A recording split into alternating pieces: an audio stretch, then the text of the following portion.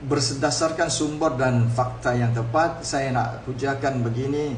Saya nak bagi tahu rakyat Sabah, tolong share, repost dan viralkan video kali ini. Sebab kita nak mendidik rakyat Sabah kepada kenyataan yang benar dan tepat, iaitu fakta dan data itu tidak boleh dikelirukan.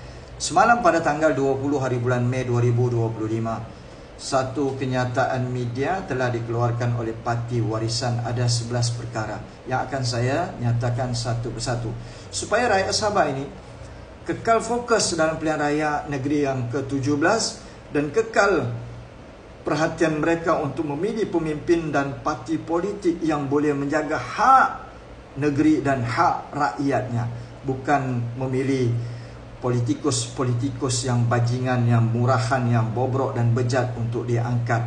Bukan kita mau pilih pemimpin yang kedapatan rasuah, yang kedapatan merompak hasil negeri Sabah. Bukan.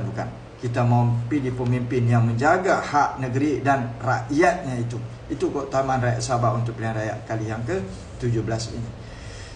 Maka saya bacakan satu persatu perenggan ataupun perkara yang dinyatakan oleh Parti Warisan dalam kenyataan media mereka.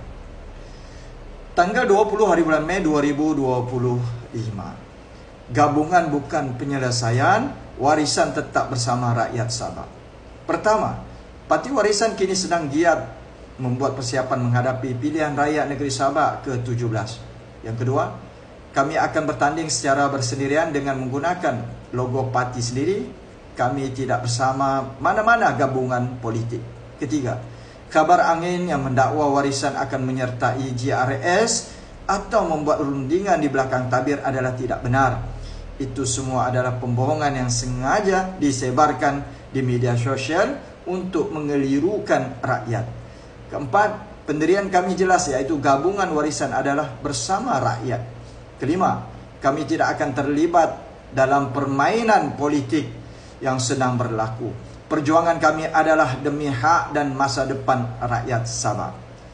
Keenam, cerita-cerita sebegini sengaja dicipta untuk mengalihkan perhatian rakyat daripada isu sebenar, seperti kenaikan kos sara hidup, masalah bekalan air dan elektrik, peluang pekerjaan serta hak kawalan yang adil terhadap sumber negeri sendiri. Ketujuh, saya turut kesal apabila institusi tuan yang terutama TYT yang di-Pertua Negeri Sabah turut dikaitkan dalam khabar angin politik ini. Kelapan, TYT adalah institusi yang bebas daripada politik dan mesti dihormati. Jangan sesekali menjadikan TYT sebagai alat untuk meraih keuntungan politik. Kesembilan, saya menyeru rakyat Sabah agar kekal fokus dan tidak mudah terpedaya. Kesepuluh, pilihan raya kali ini adalah tentang memilih pemimpin yang benar-benar ikhlas berjuang untuk Sabah dan bukan mereka yang hanya pandai bermain politik. Dan yang terakhir, ke-11, Warisan sejak awal lagi konsisten sebagai satu-satunya parti pembangkang di Sabah. Gabungan bukan jawapannya kerana masa depan negeri ini memerlukan satu gerakan yang tegas dan berteraskan rakyat. Kami akan terus bersama rakyat dan bukan bersama elit politik. Tamat. Dikeluarkan oleh Setiausaha Agung Warisan, Datuk Loreto Paduah JR. Baik, itu yang dikeluarkan kenyataan ini daripada Warisan. Maka kita harap rakyat Sabah akan sentiasa fokus, berikan perhatian dalam pilihan raya ini dan pilih undi parti dan pemimpin yang benar-benar menjaga hak mereka.